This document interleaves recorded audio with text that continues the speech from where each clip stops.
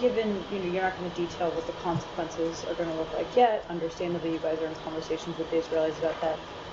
Can you give us a sense for how U.S. officials are thinking about this right now, in terms of magnitude of a response? Will it be more severe than the U.S. response to the Iranian attack on Israel in April, given your So I think it's too early to get into what the response might be. As I said, we're just a couple hours after this event having occurred. It's important that all of us inside the United States be able to take stock of the attack, be able to take stock of what occurred. As I said, there are initial assessments. We need time to collect all of the information, and then we need time to talk with our Israeli counterparts, and we need time to talk to other partners in the region about the way forward, and we'll do that over the coming days. But it is clear that this was once again a significant escalation by Iran. When you see Iran launching attacks on another state, ultimately to come to the defense of a terrorist organization, it is an escalation, and Israel has the right to defend itself, but we will coordinate with them on what any response looks like.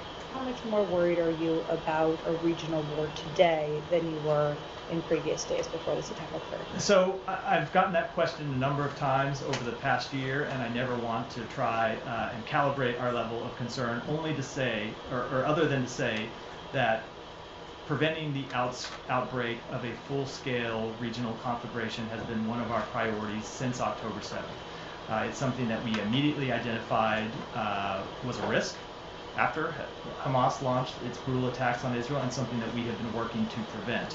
There have been a number of times in the past 12 months where it looked like we might reach such a conflagration. April 13th is one of them, quite obviously.